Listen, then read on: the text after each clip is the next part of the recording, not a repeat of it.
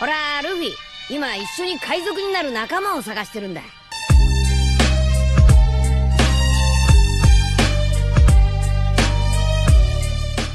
Hello guys, welcome to my channel The Wandering Zoro, your go-to destination for anime-related content. And if you're new here, don't forget to hit that subscribe button and turn on notifications so you never miss out on our latest videos. In today's video, we're going to be diving into part 9 of the series. So be sure to stick around until the end, and let's get started. Izuku and Himiko were expecting a nice relaxing day as they had no classes on Monday. But, announced to them at the last minute, they would be traveling with Class 1A to the USJ. Unforeseen simulation joint, not Universal Studios of Japan like Himiko had hoped. Izuku was slightly annoyed as he was expecting to do absolutely nothing that day, but he didn't mind. He would be helping the students learn rescue missions in different environments, which Izuku couldn't wait to see how they would respond in the special environments. Izuku also always wanted to see what was inside that massive down. No pictures are on the internet about its interior, so Izuku would finally get to see what's inside. Izuku was currently walking to the teacher's lounge. He was currently on call with Dabi, saying how stressed he is. He hasn't found a single thug for the past 2 days, and he was beginning to become worried. Izuku had to agree, something was going. But then, the next thing Izuku knew was the blaring of a siren. Red lights flashed the hallway Izuku was in. "Izuku, what the F is going?" Dabi said from the other line. "I think we're in lockdown," Izuku said, looking around. Immediately Izuku grew his bones and covered parts of his body in metal. He created iron claws and talons on his feet. Izuku's horns grew 2 feet long as Izuku ran to the teacher's lounge. He felt something bad was going on, and it was coming from that room. Izuku couldn't explain it, but his danger sense was going off, and he knew better than to ignore that. Izuku busted the door down, and his eyes widened. He saw a figure, dressed in a suit with a teal vest over the top.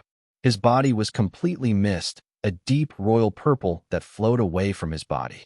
The man's eyes were sharp and glowing yellow. The man was holding something in his hand, but Izuku couldn't see what it was. Before Izuku could act, the man created a portal in front of him and quickly vanished. Izuku stood there in silence. Slowly his grown features retracted back into his body. Dabi was still yelling for Izuku on the phone. Slowly Izuku rose the phone back to his ear. "So Dabi, you encountered a purple mist man that can create portals?" Izuku asked quietly. Izuku talked to Nizu about what he saw. Both of them were quite worried, but Izuku had to leave for the USJ, which only increased Izuku's looming sense of doom. He tried to negotiate with Nizu as no one could figure out what the man had stolen, but Nizu stated he couldn't cancel. Sighing in defeat, Izuku met back up with Himiko, who followed Eraserhead with Class 1A to the bus. Apparently Tenya became the president and Momo became vice. Unsure when the hell that happened, but it did. Also apparently Recovery Girl has 17 students with her in the infirmary as they got trampled from people rushing out of the cafeteria when the alarms went off. Himiko found great humor in that, which got her a cane to the back of her head. Izuku, Himiko, and Eraserhead were the first to get on the bus. Himiko jumped to the window seat, which made Izuku laugh. He sat down and watched Tenya try desperately to get everyone in single file to board the bus. Izuku rolled his eyes.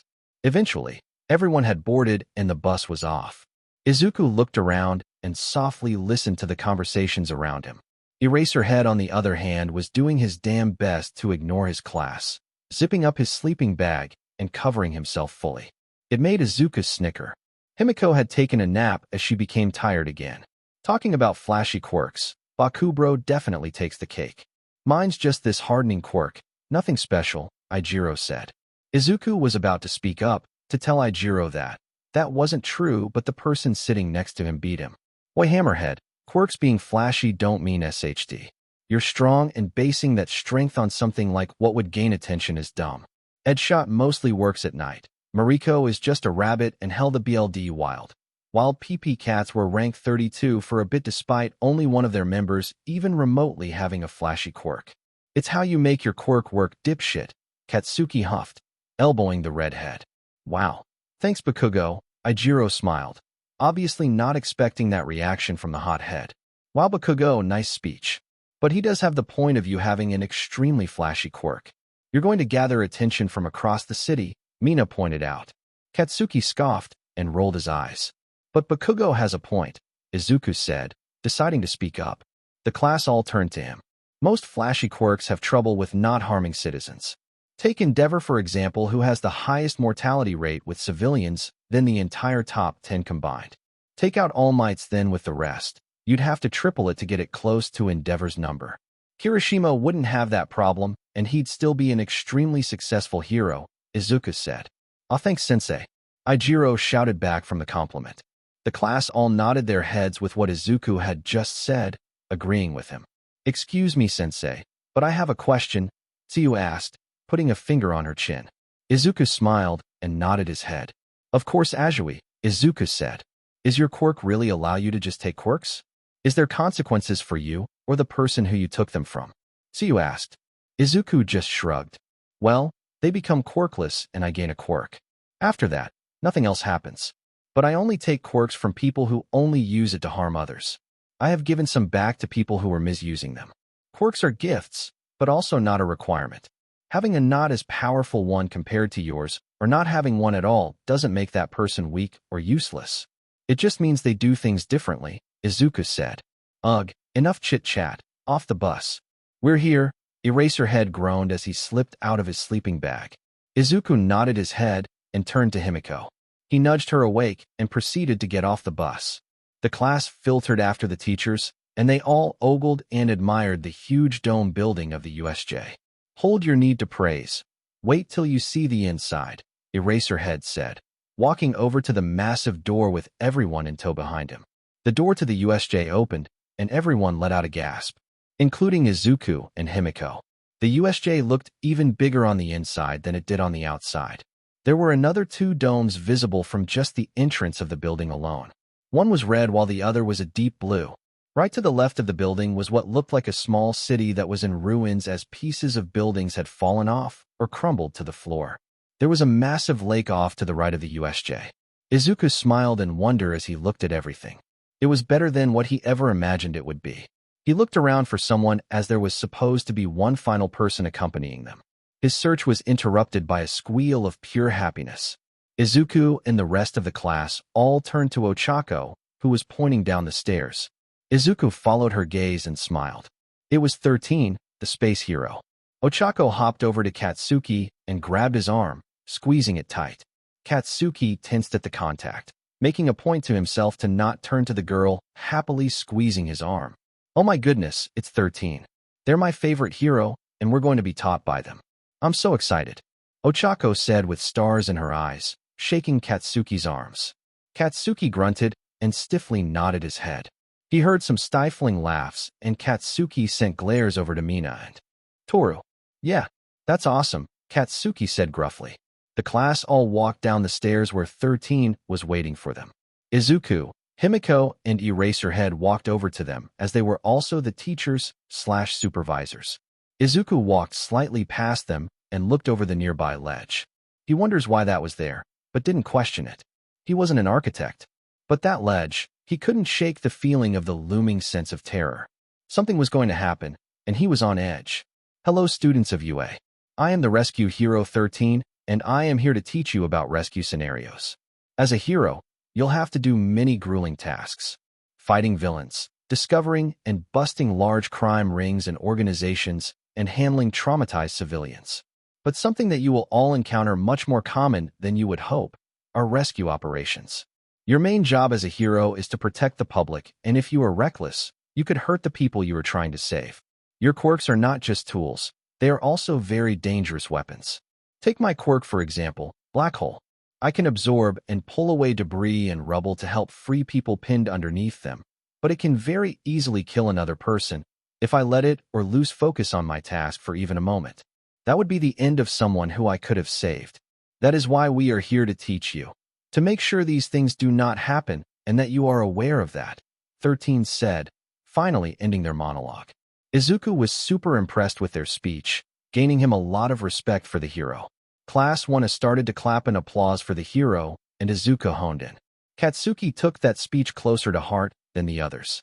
He had arguably the most destructive quirk of the class that can do more harm than just burns and whiplash. like tinnitus, and create dust that could suffocate small children. Katsuki looked down at his open palm before clenching it tight into a fist. He promised to become a better hero. He will not make a mistake like that. Eraserhead sighed. He walked in front of 13, which made the class quiet down.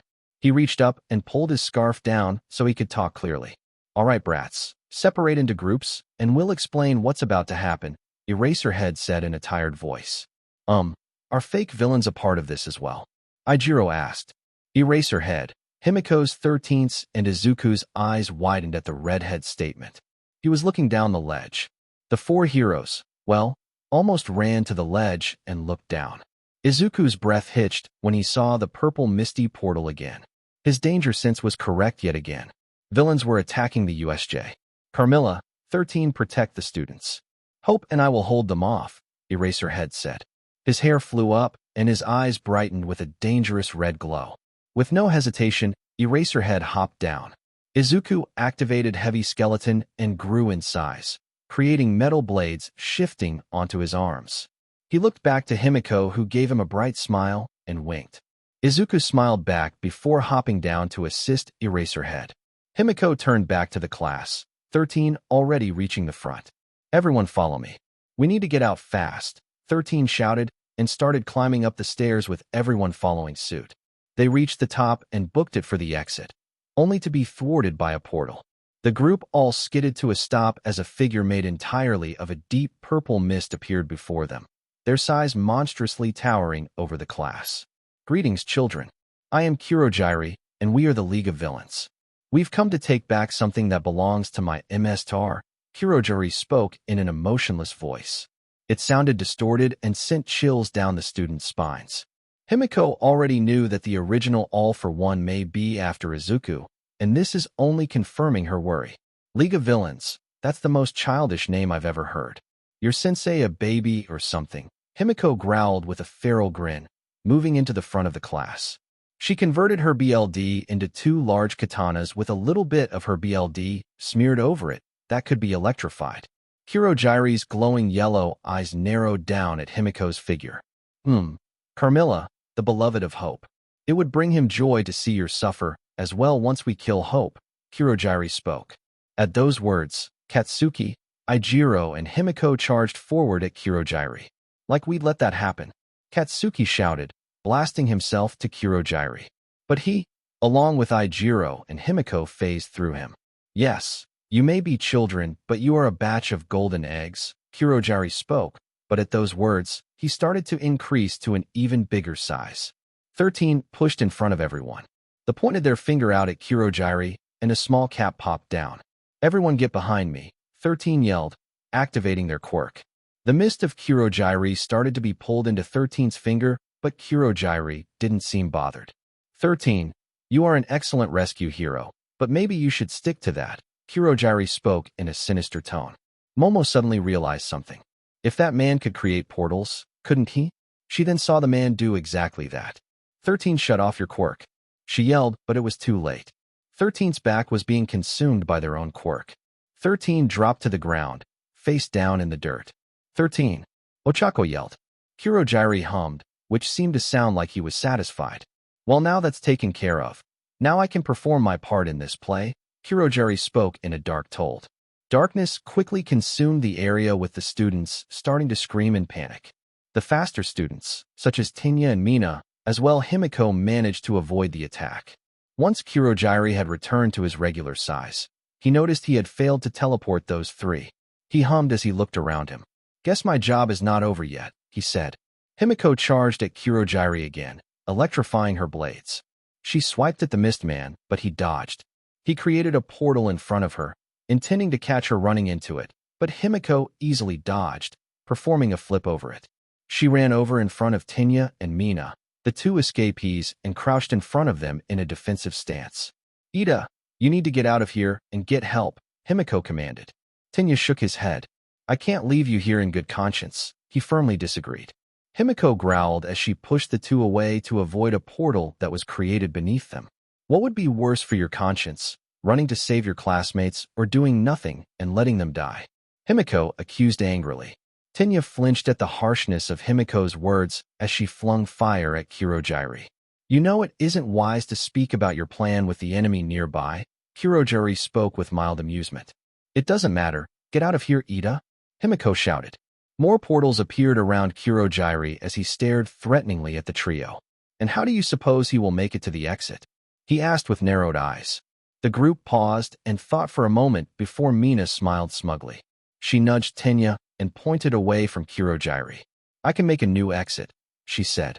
Tenya looked at her, before nodding firmly. He grabbed Mina and lifted her up before sprinting away. Kurogiri summoned a portal in attempt to stop them, but Himiko shot out her BLD at Kurogiri again and turned into light. A flash popped in fright of Kurogiri like a stun grenade, and he grumbled in pain from being blinded, and he stumbled away. Look at me, but Himiko shouted before charging at him again. Izuku and Eraserhead were fighting thugs. They were not a challenge whatsoever. They were only low-level thugs. Thanks to Izuku's multiple quirks and Eraserhead's ability to cancel quirks, none of the villains stood a chance. But this entire time, the two high villains hadn't moved. They had just been observing the duo fighting off their rental thugs. One of the men had shaggy pastel blue hair that was close to gray. He had skin so close to pure white that it looked like he had never seen the sun before. But the interesting part about him was that other than his entire black attire, he had hands all over his body. They were holding onto his body and were all connected to each other by red rope. If you looked closely enough, you could spot a lone, red eye staring down at Izuku. The second one was maybe a man. It didn't look human, that's for sure. Its skin was pure black, and it had the size and muscles in comparison to All Might. Its veins were purple, and it had a beak like a duck. It had two eyes that weren't at the side of its head, but not at the front either. They also seemed cross-eyed. But the most mortifying part of the beast was it had a brain visibly sticking out of its head. As soon as the two had finished fighting the thugs, all that was left was the two leaders of this whole thing. Eraserhead and Izuku stared at the two as they stared back. Well, the beast didn't. It didn't even seem to be comprehend what was going in around it. The man with the multiple hands grunted and started to scratch his neck visibly. You know, Hope or Izuku. It doesn't matter. Sensei liked you a lot. He thought you would be the one to make his plan final, to ensure it would be successful. But then you ended up having a quirk and not being vengeful at the society that tormented you your entire life. You chose to help them, the man said, becoming angrier with every word. He grumbled and stomped on the ground, and Izuku could see his single eye giving Izuku a death glare. I despise you, Izuku Yagi. Nomu, kill him, Shigaraki shouted. With that, the beast suddenly shot up, seemingly coming alive as its eyes focused on Izuku. Then quicker than the blink of an eye, it was right in front of Izuku. Izuku barely had time to avoid it, turning into an electric bolt and zipping away. Izuku skidded to a stop 20 meters away from the beast, transforming back into himself. He looked up and gasped when he saw a tentacle fly at him. Izuku used the blade on his arm and cut the tentacle just before he reached him. Izuku jumped to the side and had to cut the tentacle again, but it had already regrown. Multiple quirks. SHD, these guys really do work for all for one. Izuku cursed internally. Eraserhead moved to help Izuku, but the charging man of multiple hands stopped him. The man swiped at Eraserhead with an outstretched hand. Eraserhead immediately recognized the man was trying to touch him, so he flared up his quirk to combat against the man as he attacked. Izuku managed to use his quirk bolt to get in close again. He had built up his body with heavy skeleton, so he was almost as big as the beast. Izuku reeled back a punch, and the beast copied Izuku's movements. Izuku activated strong impact to increase his punch. Izuku's and the beast's fist collided with each other, creating a shockwave with one another. Izuku slid back a few feet, while the beast stayed stationary. Shock absorption. Or is it nullification? Either way, I need to get it off the ground if I want a chance of at least defeating that thing. Izuku spoke in his head. Meanwhile, Eraserhead and the hand guy were brawling. Eraserhead could see that the man didn't know any martial arts, but he did have combat experience, especially while utilizing his quirk. He also had picked a fantastic time to attack, as the previous bouts that Eraserhead had been in had worn him down. You know, Eraserhead, your quirk lifts your hair up to prevent it from getting in your eyes. But I've also noticed that it is staying up less and less. Your eyes are getting tired, aren't they? The man asked with an insidious, sinister joy in his tone. Eraserhead grunted as his eyes were forced to close, the cracking of his eyes being dry getting on him. Sudden pain shot up his elbow. Eraserhead hissed in pain as he suppressed the urge to scream in agony. He flared up his quirk once more, his hair floating again. He kicked the man in the stomach, and he stumbled back. Eraserhead jumped away, his elbow limp at his side. Eraserhead looked down at his elbow and saw that the area of his jumpsuit was destroyed along with the skin on his elbow. It looked broken, and Eraserhead was fairly sure that he was missing parts of his bone and muscle fiber. He glared up at the man who he was fairly sure was smiling manically. He couldn't tell because of the hand covering his face. "Gotcha," the man said, all too happy. Katsuki was near the entrance of the USJ attacking a man made entirely of purple mist. But the next thing he knew was in water. Katsuki gurgled for a breath he couldn't get. He looked around for any of his classmates, or anything really. But what he did not want to see was what looked to be a Sharkman hybrid swimming towards him at high speeds. Katsuki's eyes widened. He couldn't do anything. His quirk was nullified while he was wet, and the spark of his support items wouldn't go off because he was submerged. If he were to activate it now, he'd ruin his gauntlet. The Sharkman smiled at Katsuki and swam viciously in Katsuki's direction. He opened his mouth wide, intending to get a chomp out of Katsuki, but Katsuki managed to block it by putting his hands on his mouth. One on the top jaw, one on the bottom. Katsuki was being pushed around the water with no one stopping the shark from doing so. He couldn't breathe, and he was struggling to hold on. The Sharkman started to flail, and Katsuki lost his grip on him. Katsuki got a punch in the chin, making him lose more air than what he had left. Katsuki's vision was starting to go black, but he refused to give up. He kicked the shark in the nose, making the man stumble back. Katsuki then saw a second man. He started to panic even more, until he saw that person punch the Sharkman. Another figure came down and pulled at something on the Sharkman's back, and suddenly, he started flying away. Both the figures that had saved him then started swimming towards Katsuki. Despite them saving him, Katsuki was still in fight or flight mode. He started kicking and flailing around. Once he was on the surface, Katsuki started breathing, taking in huge breaths, but he didn't stop fighting. He continued to punch the people who were gripping onto him. "Whoa, Bakubro, stop. You're okay," a voice shouted at him. The nickname caught Katsuki's attention, and immediately, he stopped punching and flailing. He looked around, saw that it was Denki gripping onto Katsuki with Koji off to the side slightly. He looked terrified. Katsuki took some deep breaths and calmed himself down. He held onto Denki, who hung on to him, as well as Katsuki tried bringing himself back into reality. He grunted and slapped Denki's shoulder. "Thanks," Katsuki said, looking Denki in the eyes. Denki smiled widely at him and nodded his head. "No problem, man. But, we might have to move soon," Denki said. Katsuki raised an eyebrow before looking off to where Denki had turned to look.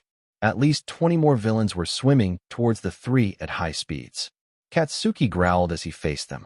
He moved his hand to his belt and then grabbed a small nitroglycerin canister. He shoved it into his gauntlet and did the same to his other. He pointed them both at the villains. Katsuki looked behind him and spotted the wrecked boat. "But that would have to do for now. You two better hang on. Pikachu, pull the triggers for me, will ya?" Katsuki said. Denki and Koji moved behind Katsuki, Denki gripping the pins on Katsuki's grenade gauntlets. "Yes, sir," Denki said, before pulling the pins. Two large explosions erupted from his gauntlet, and Katsuki, along with the other two, were flung out of the water. They flew up in the air and splashed back down, Koji coughing up at the pain on his back. He'll definitely have a mark there later. The three then swam the rest of the way to the broken ship as they landed pretty close and climbed on top of it. Only a minute later, they were now swarmed by villains on all sides. Katsuki grunted as he looked down at them and grumbled. "What the hell are we going to do?" Katsuki grumbled out loud, but it was more to himself than anything. The villains were waiting, as they didn't know what exactly the students' quirks were. But Katsuki could see was getting reckless. "I've got this," he heard Denki said. "Huh, wait, what the F, stop." Katsuki shouted as he watched Denki jump out of the boat. "Cannonball," he yelled at the top of his lungs. The villains looked at Denki confused and others with amusement. But that all quickly wiped away once they saw the electricity crackling off of Denki's body. There were only a few shouts and screams of fear before Denki hit the water. Electricity sprung all around the water, and Katsuki could only look in amazement at what Denki had just done. All of the villains were floating at the surface of the water, passed out. Katsuki wasn't worried about any of them being dead. They all most likely had the capabilities of breathing underwater. This lake is extremely deep. He watched Denki rise back to the surface. He took in a breath before turning back around to the boat, where he smiled and waved his hand. "Yo, we're good," Denki yelled at Katsuki and Koji. Katsuki could only look at him, dumbfounded.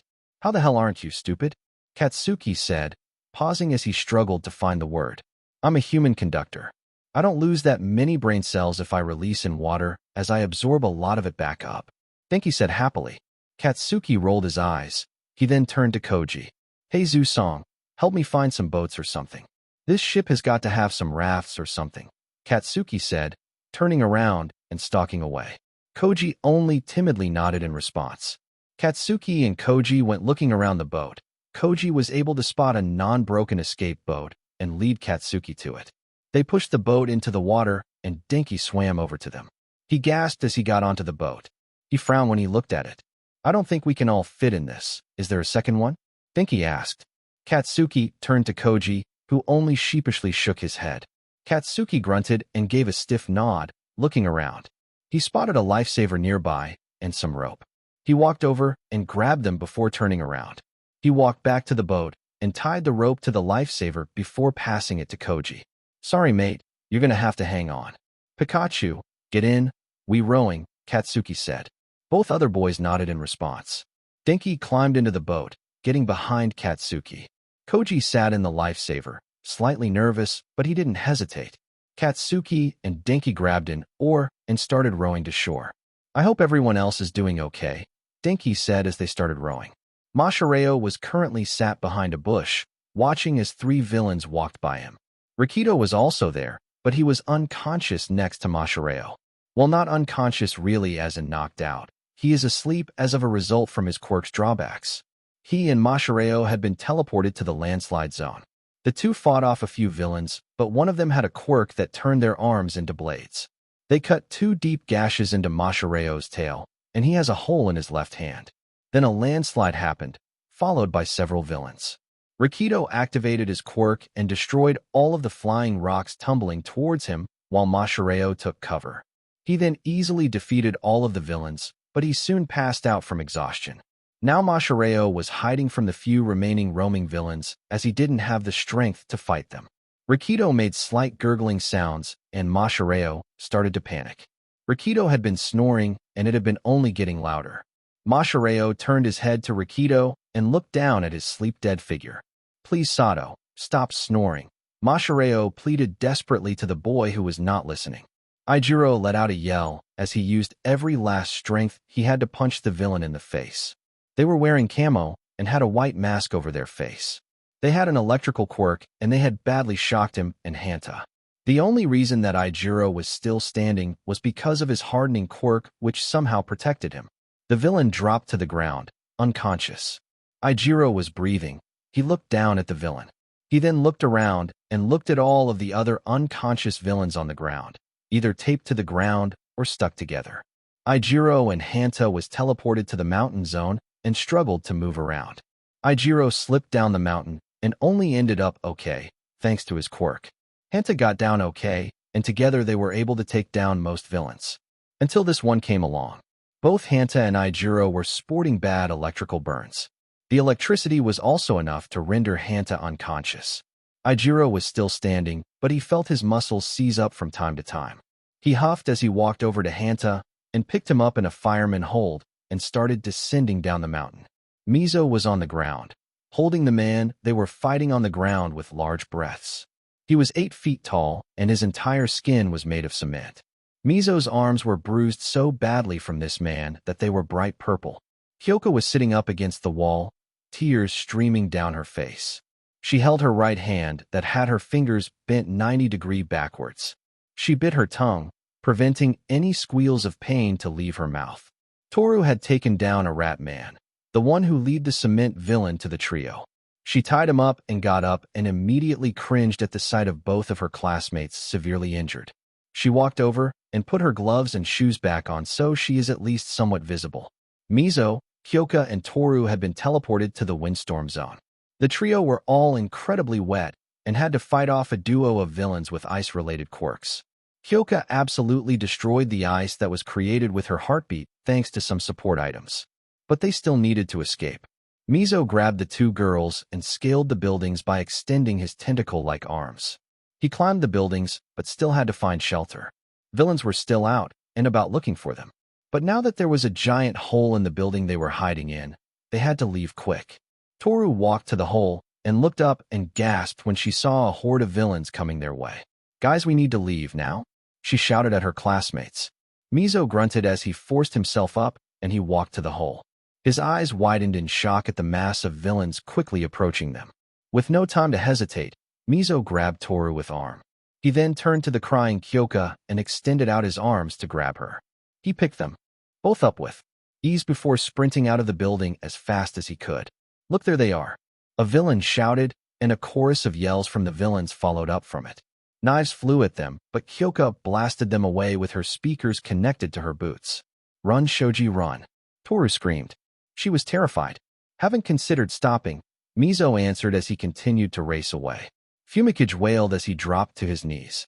He was carrying Yuga and dropped him as soon as he got into cover. Yuga grunted as he hit the floor, but otherwise didn't react as he continued to convulse in pain from his stomach. Fyoki and Tsuyu were already there, but they had already passed out from heat exhaustion. The group of 4 had been sent to the conflagration zone, and Tsuyu immediately felt the side effects of her quirk. After about a minute, she collapsed. Dark Shadow was too weak from the light to do much of anything from the burning light of the fire, so Fyoki and Yuga had to protect the group. Fyoki could only defeat 2 villains before succumbing to heat exhaustion while fighting another villain. Fumikage barely saving her and somehow managing to get the villain to take themselves out. Fumikage carried Tsuyu and Fyoki to a dark area so he could protect them while Yuga held off the villains. But he was slowly losing power as he was rapidly getting a stomach ache. Suddenly Yuga panicked as a group of villains ambushed him. Yuga released a giant beam of light as a laser and took down the villains. But that made him pass out from the pain of his growling stomach. More villains were coming and Fumikage had to run out to save him. The grueling fire made it almost impossible for Dark Shadow to fight back, but in a wave of desperation, Dark Shadow grew in size and swiped the oncoming villains away. Fumikage rushed to the dark shelter with Yuga in his arms. Fumikage was breathing, the heat greatly affecting him, but he would not let it take him out. He was the only one of his classmates left standing, and he had to fight. "Thank you, Aoyama. I'll take it from here," Fumikage said, turning to the corridor as villains approached them. He felt Dark Shadow growl as he grew in size from the darkness, happy for finally getting away from the light. "Take them out, Dark Shadow." Ochako squeaked as she narrowly avoided an arrow of light from hitting her. She moved her floating debris around in protection of herself and teammates. Both Minoru and Momo were injured on the ground, having Ochako barely protect them from 3 flying villains, all trying to take her out. Minoru, Ochako, and Momo had all been sent to the ruin zone. Everything had started out fine, easily taking villains down. But these 3 were proving to be a problem. A man with black skin had wings made out of light and was firing arrows of light at the students. The second one was a woman who was chucking small pebbles from her telekinesis at Ochako and the 2 on the ground. The final one was just a birdman swooping in only to be knocked away by a baseball bat Ochako was wielding that was created by Momo. But Ochako was slowly turning green. She was slowing down and becoming incredibly sloppy. Momo and Minoru were noticing this, and so were the villains. Mineta looked around, terrified of dying. But he then noticed something about the angel villain. He turned to Momo, who was forcing herself up. Both of her arms were scratched and bleeding profusely from the bird villain. "Yayarozu," Minoru whispered, getting her attention. She turned to him, but he moved to her ear. He whispered something into it, and she gasped. She looked to the angel villain and noticed it as well. A small smile came on her face. "Yeah, that would work. They'll be fine. These are just low-ranked thugs, nothing they can't handle," Katsuki said, rowing the boat with Denki in tow. "Still, Unpredictable things can happen, Denki said. Katsuki scoffed. Didn't take you as the narcissist type, Katsuki answered, looking back over his shoulder. Denki only smiled sheepishly. Hey, I'm just worried. I doubt that everyone will have an easy of a time as what we did, Denki responded, defending himself. Katsuki nodded his head and continued rowing. So, what's the plan once we reach shore? Denki asked. Well, we're going to need to help Hope, seeing as that Miss guy is probably an underling of the guy that Hope shares a quirk with. Seeing as he's also looking to kill him. Whatever that thing was that we saw before we ran away probably has multiple quirks, Katsuki said. Denki didn't reply for about 10 seconds. Katsuki was confused as of why. How do you know that? Denki asked. Katsuki froze. He just realized what he had done. Izuku had told him about the encounter Dabi had with Kurogiri a few days ago and told him to notify him if he sees him. Katsuki gulps and squeezes his or tied in his hands. SHD, just forget I said anything, Katsuki said a bit too harshly. He really hoped Denki would drop it. He didn't want to explain to Denki how he knew Izuku/Hope. Even though Katsuki was still but he didn't want everyone to know of how much of a shithole he was before this point. I'm sorry, Bakugo. I may be an idiot, but I don't think even I know it would be smart to let that go, Denki said, but he wasn't accusing Katsuki. His tone was also soft, which Katsuki didn't know how to feel about. Katsuki clenched his teeth, trying to keep his mouth shut. He felt like lashing out at Denki, but he really didn't want to do that to the boy. Denki didn't deserve it, and Katsuki wanted to be better than what he was. Screaming his head off at the electric teen would only cause bad things. Katsuki let out a low growl and lowered his head. I knew Hope in school. So I know who he actually is, and he has told me some stuff. Please tell people any of that, Katsuki said, keeping his cool. So Hope is our age? Denki asked. Yeah, he's our age, Katsuki answered, repeating Denki's words. So, are you two friends or something? Denki asked. Katsuki grunted and looked to the side, momentarily stopped rowing. Not X. No, Katsuki said, stopping his previous answer and just making it simple. He was hoping to just end it there. But he could feel Denki's questioning gaze drilling into the back of his head. Katsuki grunted and mentally prepared himself to answer Denki's unspoken question. I wasn't but. I would say I was a bully to him, but that wouldn't even give justice to how much I did to the guy. I was an egotistical brat and made his life miserable. I'm not a good person. I'm not, Katsuki spewed. He was shaking, trying desperately not to cry because he would not be weak. Besides, he didn't deserve to cry. He felt Denki put a hand on his shoulder, but he shrugged it off. Hope-sensei doesn't seem to hate you. He actually seems to like you a lot. So I think he's forgiven you, Denki said, trying to make Katsuki feel better. But that doesn't matter. He could forgive someone for slaughtering puppies. Just because he's forgiven me doesn't make me any better of a person, Katsuki spat angrily, his eyes glaring at the water ahead of him. He then shoved his water back into the water and started paddling angrily. Hey man, you are correct that him forgiving you doesn't make you a better person. But you trying to become a better person is what makes you a better person. I didn't know you before UA, but if you were really that much of an but, I can look over that like Hope. And trust me, if you weren't a good person, I wouldn't be trying so hard to be your friend, Denki said. Katsuki paused.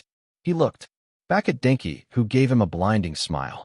Katsuki grunted and nodded his head and wiped his stray tears away. Katsuki went to say thanks but caught his tongue. Despite what Denki had said, he still knew he wasn't a good person. He hadn't done anything to earn that from Izuku yet, so he wasn't allowed to accept thanks. Not yet. Hey Koji, you doing okay back there? He then heard Denki yell. He looked back and was reminded of the boy sitting in the lifesaver behind them. Another reason why he wasn't a good person. He completely forgot about Koji despite him literally saving his life just about 10 minutes ago. Denki didn't forget because he's actually a good person. Katsuki and Denki didn't talk for the rest of the rowing. Well, at least until they reached shore and saw Hope brawling a horrid monster. Izuku growled as the beast's arms turned into a tentacle and wrapped itself around Izuku's neck. The beast raised Izuku into the air and threw him several meters away, almost throwing him into the water. No, they heard Carmilla shout. Katsuki, Denki, and Koji all turned to look at Carmilla. She was at the top of the ledge with Kurogiri near her. She reached into her pocket and grabbed something that looked like a vial. She appeared to open it and consume the contents with it. The boys' eyes widened as they watched the goo start to surround Himiko. The goo took shape as a large person before getting color. The boys were in awe as they just watched Carmilla turn into the #1 hero. All Might.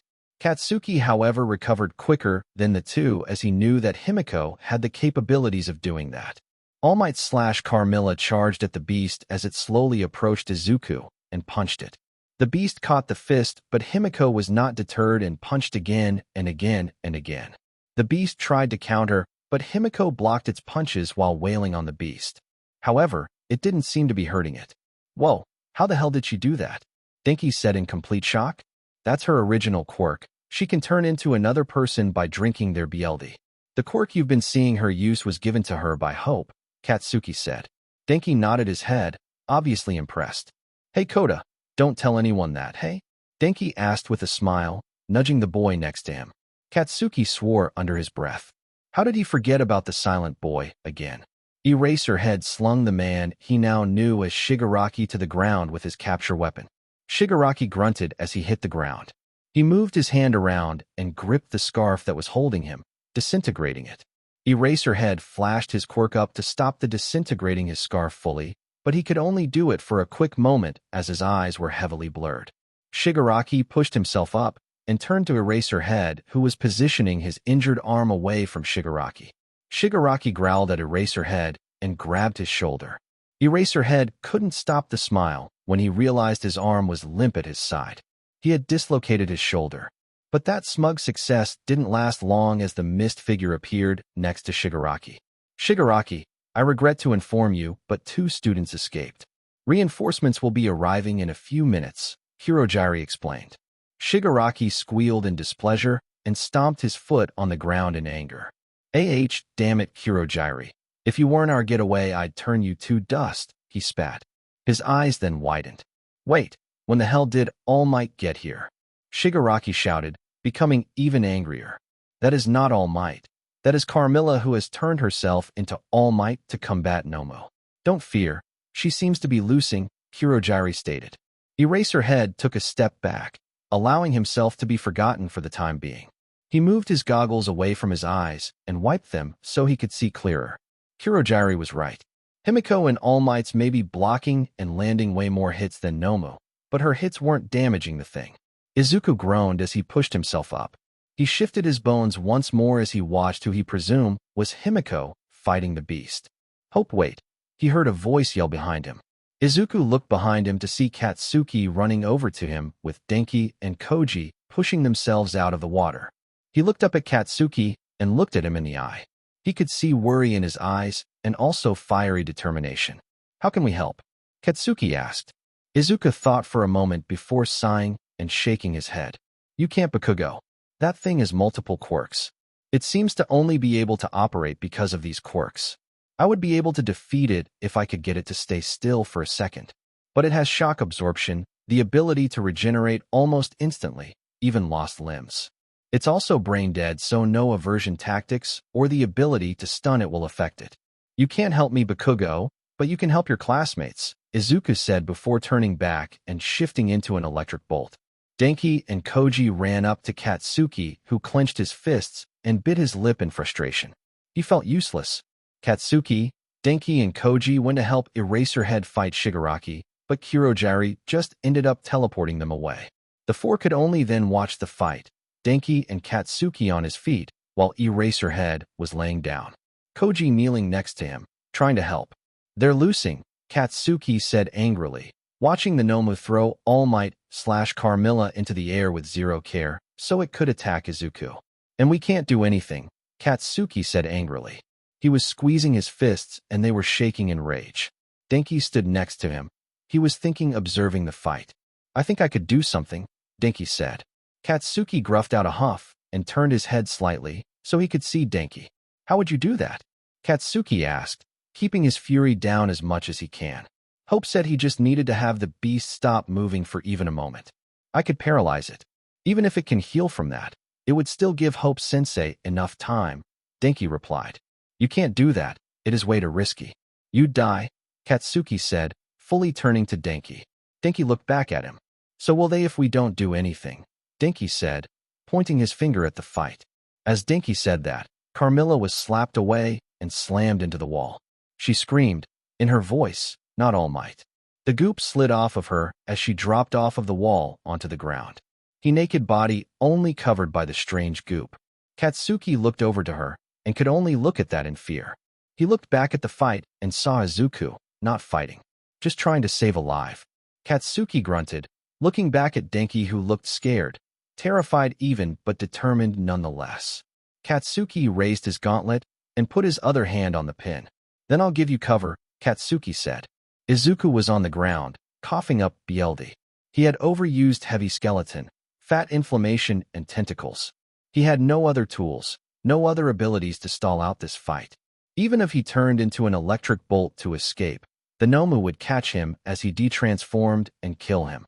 Izuku could only watch as the brain-dead beast walked over to him. He drowned out the happy squeals of Shigaraki on the ledge as he cheered Nomu on and chanted for his death. Izuku looked over to Himiko and could only pray she would be okay. Then an explosion erupted behind him. Smoke flew to the Nomu and covered it. But as Izuku expected, it did nothing. Nomu raised its fist, preparing himself to kill Izuku, and he was ready to accept it. But what he didn't expect was Denki, covered in electricity, to jump out of the smoke trail. The Nomu didn't see him as Denki latched onto the beast's back. Got ya, Denki said in a tone mixed with triumph and utter terror. Then he let loose. Electricity flowed through him and electrocuted the Nomu. Izuku heard the beast scream, which he didn't think it could do. The light Denki was creating was so bright that everyone had to look away. This light was so bright that even people from outside the USJ could see it. Midnight, Present Mike, Snipe, Ectoplasm, Vlad King were all in a car with several ambulances and police car behind them, driving to the USJ as quick as they can. Vlad King was driving while Nizu sat in Ectoplasm's lap in the passenger's seat. The heroes could see the USJ and they saw a light PF electricity flash in it. Present Mike, who was in the middle seat at the back, leant forward and practically shoved his face to the windscreen. Step on it, the hero said in a panic.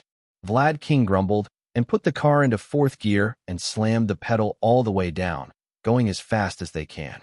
After 10 seconds, the electricity stopped. Denki dropped from Nomu and landed on his butt. He could only look around weakly and stick his thumbs up. He kept wheezing out way with a bloody nose and unfocused eyes. Shigaraki seemed to become infuriated at what just happened. The Nomu was severely burned. Its eyes had rolled to the back of its head. But despite this, it was healing, yet it hadn't moved. Izuku saw this and knew this was his chance. Izuku pushed himself up and activated Bolt once again. Izuku landed on Nomu's chest, his hands digging into the beast's shoulders. Izuku then pushed his right hand up and gripped the beast's face. Izuku felt the flow of quirks crash into him. But what he wasn't expecting was the quirks to break apart. Break apart a lot. Izuku gasped and screamed in pain, but that only happened for a second as Izuku fell from the Nomu and fell limp onto the ground. The Nomu made no noise as it slowly swayed backwards and fell onto its back. Dead. No. I didn't think these stupid NPCs would be the reason why I lose. Shigaraki screamed angrily like a child. At the moment, the door to the USJ bust open. Katsuki looked over to it and relief washed over him as he saw Mina, Tinya, and the staff of UA standing there. No worries, Class 1A. I brought back help. Tinya yelled out. Shigaraki, I think it is time for us to leave, Kirojari stated, creating a portal in front of him to protect against bullets that Snipe was firing. Shigaraki huffed grumpily, and he turned around to look at Izuku's unconscious figure. I'll kill you next time, Shigaraki growled before walking through the portal. Nizu looked around the USJ. Several villains laid unconscious. 13 looked to be ripped apart by the entrance. Eraserhead was injured with Katsuki and Koji by him. Carmilla was naked and slumped against a wall covered in a strange colorless goo, and there was a terrifying monster that lay dead next to an unconscious Izuku and stupefied Denki. Well, isn't this interesting, Nizu said. Izuku sat by Himiko's hospital bed. Thanks to his newly acquired resilience quirk, Izuku managed to recover quite quickly. After eating a bit of food, he was able to use fat inflammation and was almost as good as new. However, Himiko, on the other hand, was still severely injured. Recovery Girl had done what she could, but Himiko would still be in the hospital for a while. Izuku wishes he could do more, but he can't leave Resilient in her, as it would do more harm than good. As well as her being unconscious, fat inflammation will also not help. Izuku sighs and runs a hand through his hair. School had been called off for today from yesterday's events. Vultures, or otherwise known as news reporters, had already swarmed them, asking students and Eraserhead for their parts of the story. Some of his students also got hurt, but none of them was severe, which relieved Izuku greatly once he heard that. The worst one was Hanta from his electrical burns. Izuku was also happy to hear of how well some of his students handled the villains. Particularly, Mizo, Hyoka, Fumikage, Ijiro, and Denki. Also, the villains knew exactly what Izuku's students' quirks were. They were all sent to a zone that would hinder their performance. They must have gotten that information when Kurogiri snuck into UA. Well, minus Denki. Most people with his quirk would have been affected, but he was slightly different. Speaking of Denki, he did save his life. Izuku wasn't sure what to think of that, nor know how to repay Denki plus Katsuki for being the only reason he was alive. Those people were wanting to kill them, from orders of All for One. But what scared Izuku the most was the Nomu created to specifically kill him. The beast had the ability to morph his arms into tentacles to prevent any chance of being restrained. It had supersonic healing abilities as well as super strength and speed, and final possessing the ability to have insane shock absorption.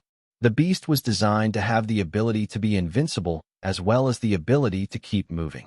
As much as Izuku could tell, the only way to kill it would be to completely destroy the brain or have Izuku take the quirks that keep it alive in the first place. Which Izuku did, but only found in terrifying truth.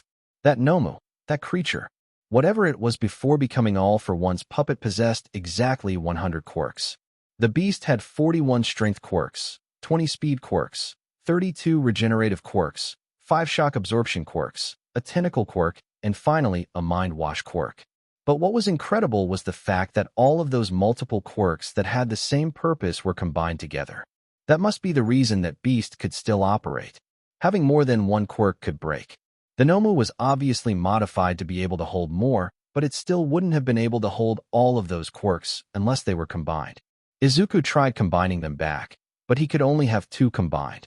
So now Izuku has 21 strength quirks, 10 speed quirks, 3 shock absorption, and 16 regenerative quirks, plus 2 other quirks. None of these help Izuku as he can't activate them because of his limit. So he doesn't know what to do. He can't just terminate all of them with Dabi's quirk because some of them are actually strong. But some of them are also useless, and Izuku doesn't have the power to train, so he can use more quirks. Perhaps he could give them to some of his students. You know, just to help them out a little bit. Katsuki watched Ochako fly through a small obstacle course he set up for her to help her with her flying capabilities. With the sports festival so close, she had asked the only person in the class that can fly to help her. Katsuki. Fumikage and Momo could also probably fly, but it may take them a while to learn that capabilities. Katsuki grabbed a drink of water and had a towel around his neck to stop his sweat to run further down. He did love his quirk, but he did hate the fact it became sticky when it dried. Ochako slipped through a tire that signaled her finish before deactivating her quirk. Ochako, who is really good at landing, uncharacteristically slumped to the ground. Rainbows of light formed in her mouth, which she fought to keep in. Katsuki growled at that, and quickly stood up, running over to her. Seriously, round cheeks. I said not to push yourself to that point, Katsuki huffed out, trying to appear annoyed while he was actually really worried. Ochako bobbed her head up, trying to keep her nausea down. She graciously took the water Katsuki was giving her and took a few sips. I know the festival is a week away, but remember what Hope said. Don't exert yourself to your limits. That will only harm you more than it would help. Katsuki said, remembering the words of others because God knows he'd just insult her. Ochako weakly nodded her head. Thank you, she replied, forcing herself up. Katsuki put a hand on her shoulder to make sure she would be okay. Ochako smiled up at him, which seemed to alleviate his worries by only a tad. Come on, that's enough for today, Katsuki said, quickly turning away. Ochako wanted to argue, but the dizziness in her head said otherwise. She just sat down where the duo had been resting the entire time and had more sips of her water. Katsuki went over and started disassembling the makeshift obstacle course, and packing up the rest of the supplies he brought. He wanted to stay out a little bit longer to avoid returning home, but Ochako had different limits than him, which is fine. He sighed, thinking about asking Izuku if he could crash at the caravan again. The two are being found a house by Nizu and Eraserhead, so perhaps he could just move there? Ochako stood up, although a bit wobbly. She heard a ding of a phone. Both of hers and Katsuki's belongings were stacked next to each other. In case it was her parents, she walked over to it. Another ding spammed the phone, and then another. Ochako frowned. She saw it was Katsuki's phone highlighted. She knew she should ignore it, but his phone was being spammed. Sue her. She was curious. Hell, maybe it was Denki just spamming him memes or something. Ochako bent down and had a closer look before gasping at what she saw. Katsuki! Ochako shouted. Katsuki flinched at his name being screamed at. Normally Ochako called him Kakin or Bakugo if she was upset, but never Katsuki. Gingerly, he turned around to her because, judging by her tone, she was upset. She was running over to him with his phone. Katsuki, what is this? Are you being hurt? What's going on at home? Ochako pleaded, shoving Katsuki's phone at his face. Katsuki jerked his head back with a frown. He grabbed it and looked at it before growling in annoyance. Looks like his sister stole his dad's phone again. Katsuki shook his head and grabbed his phone. Nah, that's just my beach of a sister, Katsuki rumbled. He quickly opened his phone and responded with give dad back his phone. Ochako didn't seem satisfied with that answer. The contact said dad, Ochako argued. Katsuki shook his head, making a point to ignore the holes drilling into his head. I've blocked her so she steals my dad's phone to text to me, Katsuki muttered, turning his phone back on silent. So your sister just gives you death threats? Ochako asks pointedly, giving Katsuki a glare that he knows isn't directly at him. Yeah, it's a long story, Katsuki says, rubbing the back of his neck. Ochako frowns and looks at him sadly. Katsuki, that isn't okay, Ochako says to him. Katsuki grunts and shakes his head and covers his eyes with his hand. He would not cry. He didn't deserve to, and something like this would not break him.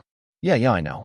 I kind of deserve it, but not from Fingher, he growled, masking the tears threatening to spill from his eyes the only way he knows how. Anger.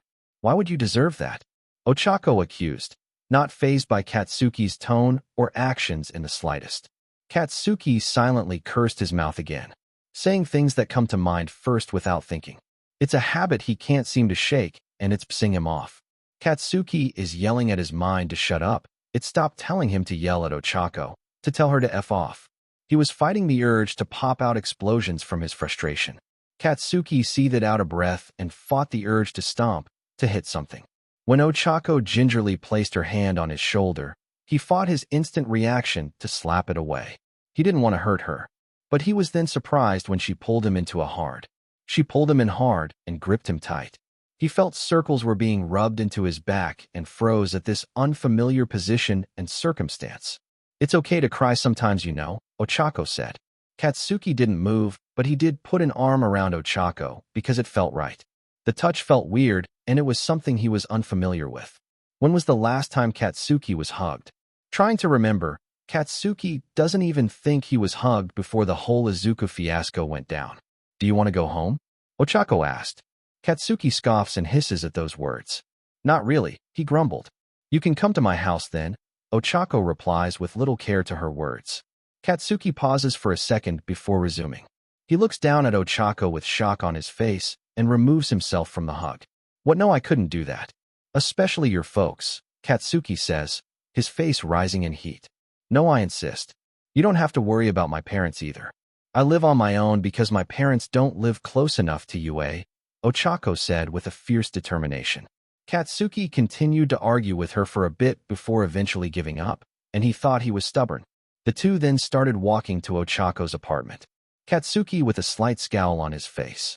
He has his hands shoved deep down into his pockets and walked with a mood. Ochako seemed oddly nervous, which Katsuki didn't get why she would be. Hey, round cheeks. You good? Katsuki asked. Ochako flinched suddenly when she was addressed. Quickly she spun around with a nervous smile. She chuckled slightly and looked down at the ground. Sorry if my apartment isn't much. I don't have a lot of money, so we'll probably need to get takeout for dinner, Ochako said, almost like she's ashamed. Katsuki raised an eyebrow. So do you need groceries? I can get some for you, Katsuki offered. Ochako immediately shot up and shook her head violently at him. Oh no, no, no, you don't have to do that, Ochako said, waving her hands up in front of her face.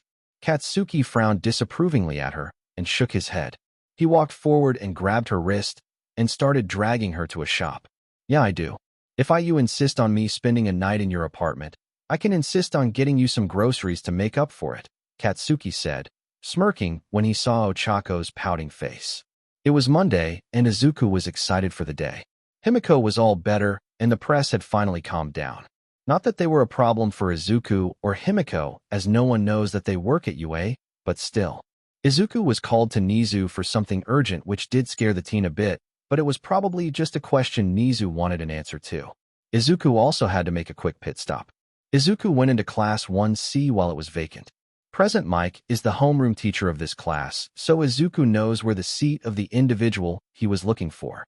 He wanted Hitoshi to succeed and get into the hero course. It is clear the kid has the capabilities and the drive to do so, but the odds just aren't in his favor. So Izuku wanted to give the boy just a bit of help. In his hands is a notebook, a lot smaller than the ones he used to use. There was information on his quirk, what he should do in the sports festival, and how he may want to go about in the future. It was just to give the boy a bit of a helping hand, just so he could make it to the final round.